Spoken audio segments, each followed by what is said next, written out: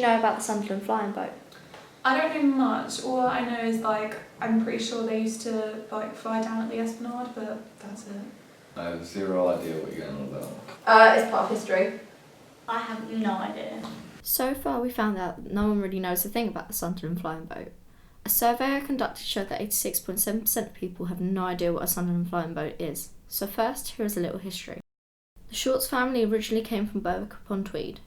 In the 18th century they were millers. As the Industrial Revolution approached, the Shorts moved to the south. Here they became engineers to Robert Stevenson and Co. at Newcastle upon Tyne. The eldest Short brother built the first steam locomotive for the Russian railways. 3 of the brothers, named Horace, Eustace and Oswald Short, began by registering their company in Battersea in 1908. Here they made gas balloons but gradually moved on to building aeroplanes. They moved to Rochester in 1913 because of their interest in seaplanes. And with the River Medway, it was a perfect place to fly the seaplanes. By 1919, their factory filled a large part of the Esplanade. It had a splitway for launching the seaplane, which would use the long stretch of river upstream as a runway. The other brothers, however, continued mining. In 1948, the Shorts factory moved from its main base at Rochester, Kent, to Belfast.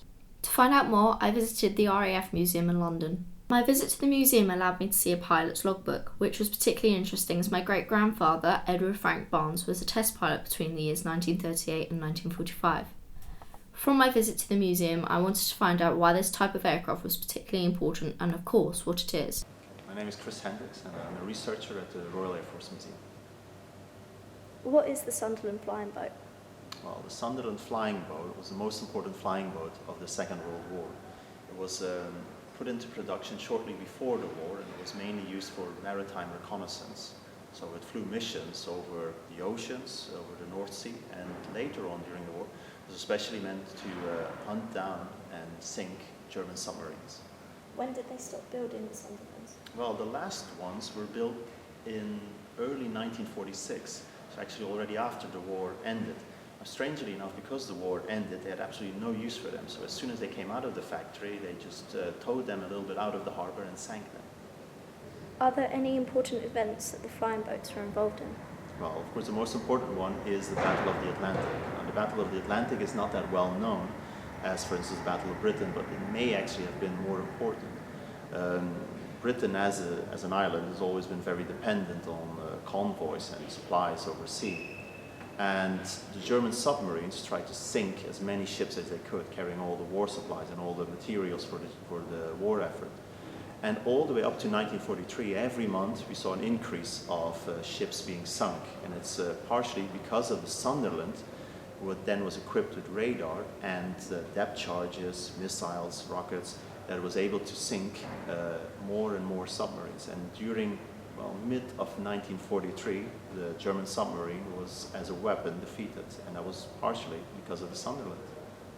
So why aren't the Sunderlands used today? Well, the Sunderland was used for quite a while after the war, so all the way up to the late 1950s, even early 1960s.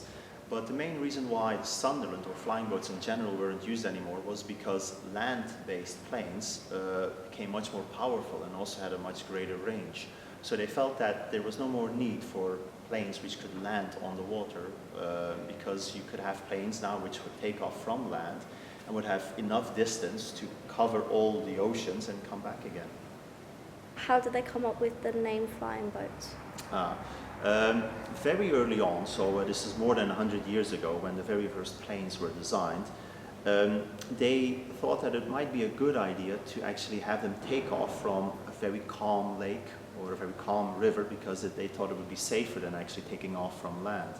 And then, of course, the next step would actually be to have a plane which was modified in such a way that it could actually glide, float very nicely over the water.